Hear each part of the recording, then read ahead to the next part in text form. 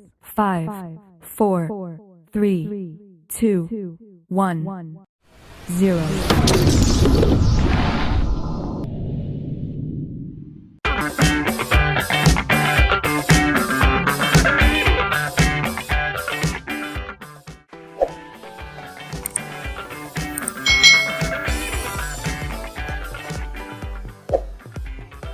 Hai, selamat datang di channel YouTube Kak Citra. Apa kabar adik-adik semuanya? Kak Citra berharap kalian dalam keadaan yang baik, sehat, dan siap untuk belajar ya. Hari ini kita akan belajar bersama-sama untuk mata pelajaran tematik kelas 6. Kita belajar di tema 7, kepemimpinan, subtema 2, pemimpin idolaku, pembelajaran yang ketiga. Mari adik-adik kita belajar dengan penuh semangat ya. Pemimpin yang baik akan memperhatikan kepentingan seluruh anggota yang dipimpinnya.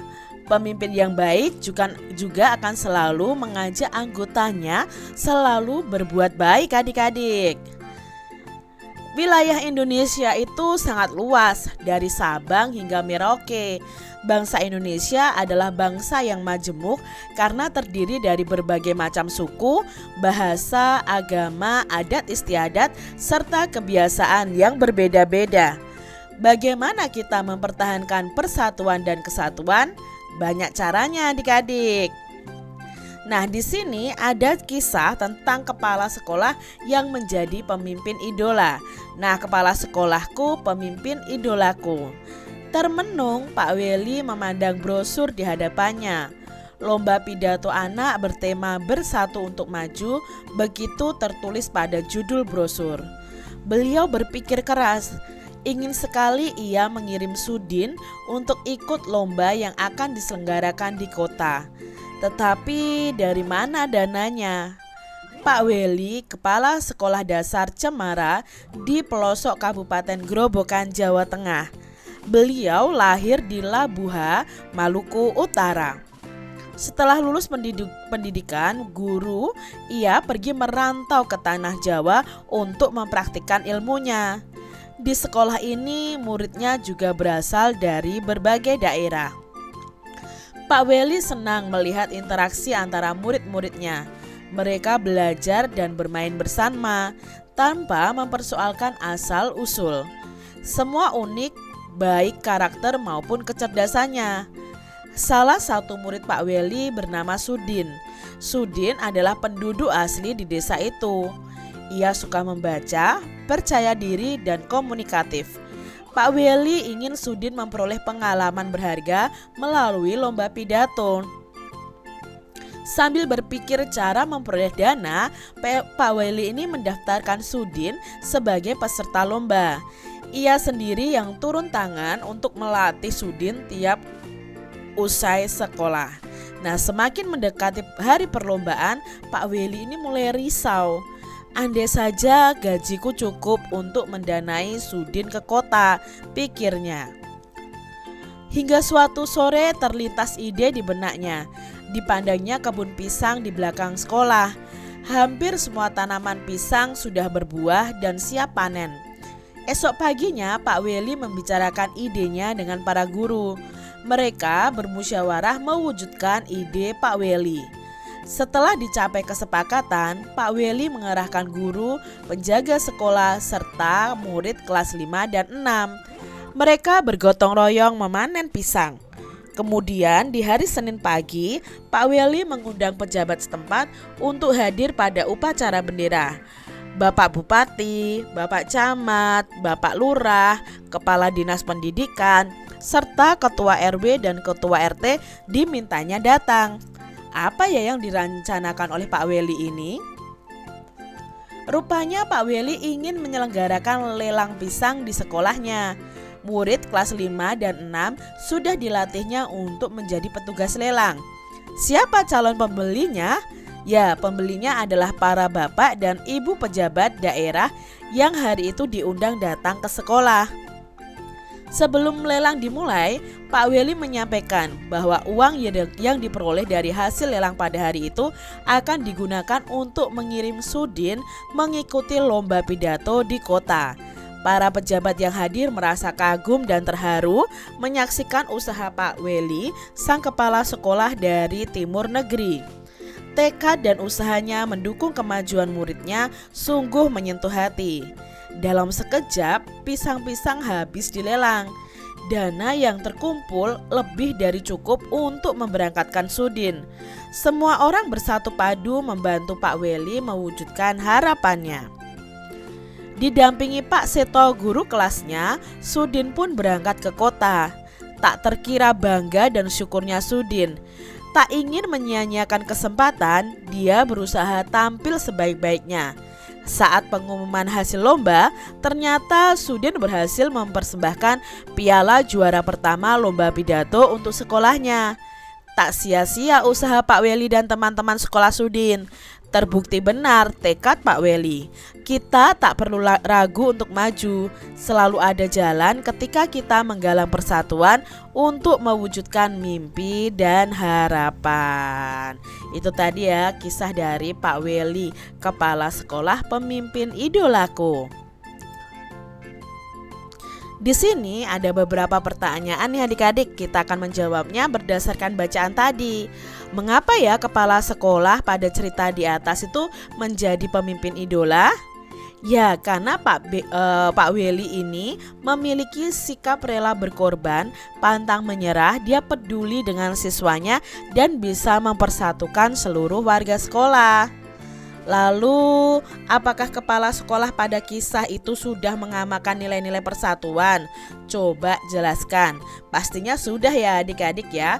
Pak Weli ini sudah mengamalkan nilai-nilai persatuan karena dia bersama-sama memanen pisang dan mengundang Bapak Bupati, Pak Camat, Pak Lurah, Kepala Dinas Pendidikan, Ketua RW, Ketua RT untuk berperan dalam penggalangan dana melalui lelang pisang yang diadakan. Apakah kepala sekolah sudah menerapkan nilai-nilai kerakyatan? Jelaskan coba adik-adik. Nah, di sini Pak Weli sudah menerapkan nilai-nilai kerakyatan karena dalam mengambil keputusan untuk melaksanakan lelang hasil kebun sekolah itu melalui musyawarah dengan para guru. Apa alasan kepala sekolah membantu Sudin untuk mengikuti lomba pidato? Nah, alasannya Pak Weli tadi membantu Sudin untuk mengikuti lomba pidato sebab Pak Weli ingin Sudin memperoleh pengalaman berharga melalui lomba pidato. Apa yang bisa kita teladani dari sosok kepala sekolah tersebut? Nah, yang bisa kita teladani, beliau itu sudah menerapkan nilai-nilai persatuan dan kerakyatan yang dimilikinya sebagai seorang pemimpin. Apakah yang menjadikan Sudin akibatnya sanggup pergi mengikuti kompetisi tersebut adik-adik? Ya, Sudin mendapatkan dana yang cukup untuk mengikuti kompetisi melalui acara pelelangan pisang yang dibeli oleh Bapak dan Ibu pejabat daerah yang diundang saat lelang pisang diadakan. Bagaimana menurutmu kekerabatan antara kepala sekolah dengan bupati, kepala dinas, dan pejabat kawasan lainnya? Apa yang membuatmu menyimpulkan ibarat itu? Nah, di sini kalau diibaratkan mereka itu sudah memiliki hubungan yang terjalin dengan baik adik-adik. Hal ini ditunjukkan dengan kedatangan mereka ya dari Bapak Bupati, kepala dinas, pejabat ya. Mereka mau datang ke sekolah memenuhi undangan kepala sekolahnya dalam program lelang hasil kebun sekolah. Itu tadi adik-adik ya pertanyaan yang kita jawab berdasarkan bacaan tadi. Nah, kesimpulannya apa? Di sini Pak Weli itu seorang kepala sekolah dasar di pinggiran kota Grobogan, adalah seorang yang benar-benar berjiwa besar. Selain sangat menyayangi murid-muridnya, Pak Weli ini juga cerdas dan murah hati. Ia mengajak seluruh warga sekolah untuk bergotong royong demi membantu Sudin. Beliau menggunakan hasil panen buah pisang di sekolahnya untuk dilelang. Nah, hasil lelang digunakan untuk membiayai Sudin mengikuti lomba berpidato. Sudin berhasil mempersembahkan piala untuk sekolahnya. Terbukti bahwa tekad Pak Weli bahwa kita tak perlu ragu untuk maju, selalu ada jalan ketika kita menggalang persatuan untuk mewujudkan mimpi dan harapan. Adik-adik, kamu sudah mengetahui nilai-nilai kepemimpinan dari Kepala Sekolah Sudin yang telah mengamalkan persatuan dan kesatuan di lingkungan sekitar sekolah. Tulislah perilakumu yang merupakan wujud dari nilai-nilai tersebut. Nah, perilakumu yang merupakan wujud dari nilai-nilai tersebut itu apa? Yang mengamalkan persatuan dan kesatuan di sekolah. Nah, beberapa contohnya nih adik-adik ya. Ikut bergotong royong membersihkan lingkungan rumah, mengunjungi sahabat yang sakit, dan menawarkan pinjaman kepada tetangga yang terkena musibah, membantu tetangga yang terkena musibah. Itu sudah menerapkan nilai persatuan dan kesatuan di lingkungan sekitar sekolah dan di sekitar rumah. Lalu kalian membantu teman kalian yang jatuh, itu juga sudah menolong dan mengamalkan persatuan dan kesatuan. Bermain dengan teman tanpa membedakan suku, agama, ras, golongan, dan sebagainya, itu juga mengamalkan persatuan dan kesatuan adik-adik. Nah, Pak Weli ini menunjukkan penerapan nilai persatuan dan nilai kerakyatan. Apa sajakah bentuk-bentuk penerapan nilai kerakyatan dalam kehidupan sehari-hari?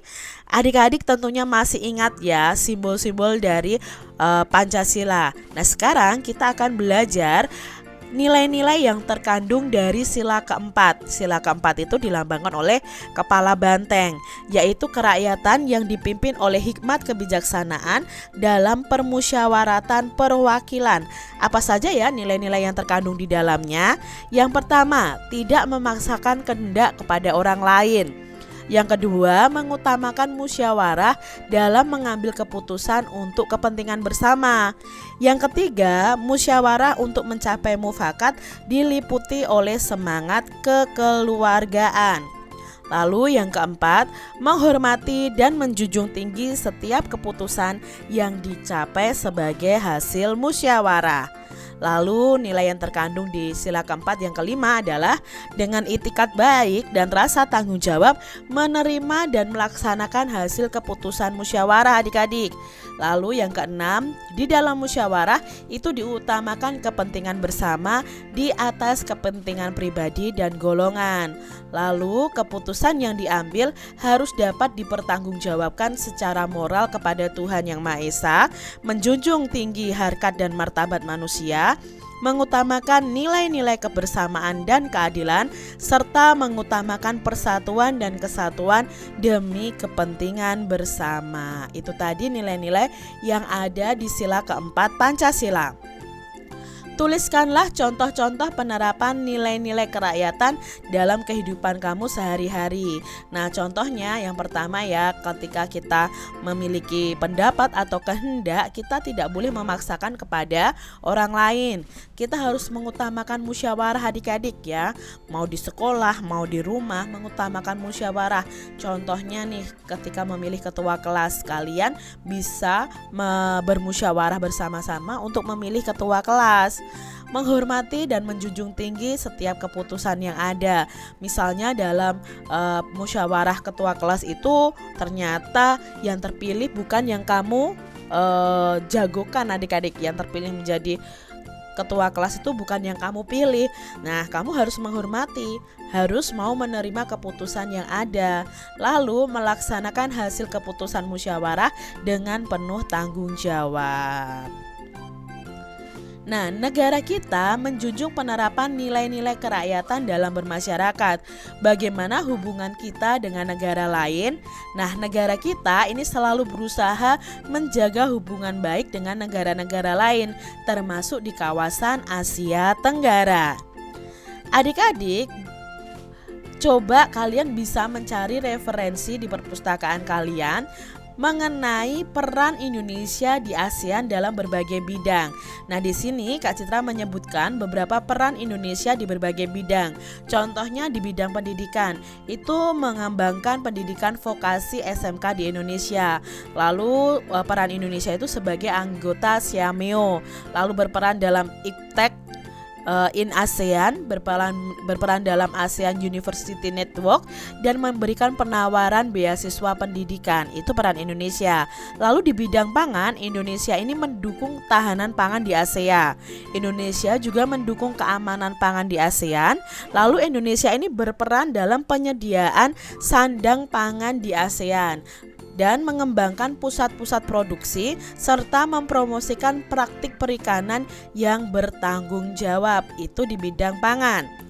Lalu peran Indonesia di bidang sosial nih, menyepakati pembentukan ASEAN Ministerial Meeting on Women ya. Lalu di sini menjalin kerjasama kepemudaan dengan mengadakan temu karya pemuda ASEAN, lalu menjalin kerjasama di bidang kepegawaian dan administrasi, menjalin kerjasama penanggulangan pemberantasan penyalahgunaan dan pengedaran gelap narkoba di tingkat regional ASEAN, serta menjalin kerjasama di bidang pembangunan sosial.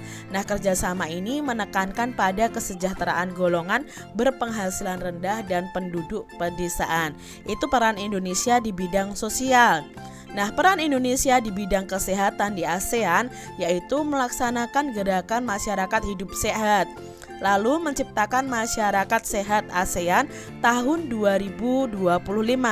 Bekerja sama menanggulangi ancaman penyakit menular seperti virus Zika dan MERS-CoV ya. Nah, di sini juga ada COVID juga adik-adik ya. Mengikuti pertemuan Menteri Kesehatan ASEAN ke-13 yang menghasilkan naskah deklarasi untuk mengakhiri semua bentuk malnutrisi. Lalu Indonesia itu juga berperan menyelenggarakan seminar bertema optimalisasi pemanfaatan kerjasama ASEAN di bidang kesehatan. Lalu masih ada lagi di bidang pariwisata, peran Indonesia itu ikut membina tim komunikasi krisis pariwisata ASEAN, ikut mengintensifkan kolaborasi organisasi pariwisata nasional di ASEAN, lalu mendukung pengembangan dan implementasi kemampuan pariwisata ASEAN, ikut mempercepat penerapan kebijakan mikro dan makro tentang ekonomi bagi para stakeholder industri perjalanan dan pariwisata, ikut mempercepat kerjasama dengan mitra dialog ASEAN mengenai pengelolaan pariwisata yang berkelanjutan dan inklusif. Itu di bidang pariwisata. Sudah tahu ya adik-adik ya, peran Indonesia di berbagai bidang di ASEAN. Nah, adik-adik di sini kalian diminta untuk merancang pidato singkat untuk mengajak teman-teman kalian gemar membaca. Ingat ya, teks pidato itu harus memuat apa saja. Kita ingat kembali, ada salam pembuka, lalu ada pendahuluan, ada inti, ada penutup, dan ada salam penutup. Di sini Kak Citra sudah mempunyai contoh ya. Pada pembelajaran sebelumnya juga sudah ada tentang pidato mengajak teman-teman untuk gemar membaca. Nah, kalian bisa membuat pidato yang lain daripada punya Kak Citra ya. Nah, di sini lebih singkat karena isinya sudah ada salam pembuka, pendahuluan, isi atau inti, penutup, dan salam penutup. Nah, adik-adik bisa baca pidato dari Kak Citra ini yang sudah Kak Citra sebutkan di pembelajaran sebelumnya. Demikian tadi adik-adik pembahasan kita di tema 7 subtema 2 pembelajaran yang ketiga. Semoga video pembelajaran ini bermanfaat untuk adik-adik semuanya, dan sampai jumpa lagi di video pembelajaran Kak Citra selanjutnya. Tuhan memberkati. Jangan lupa tekan tombol subscribe, lalu tekan loncengnya, tekan juga tombol like, lalu share ke media sosial kalian. Jangan lupa untuk ikuti media sosial Kak Citra. Terima kasih.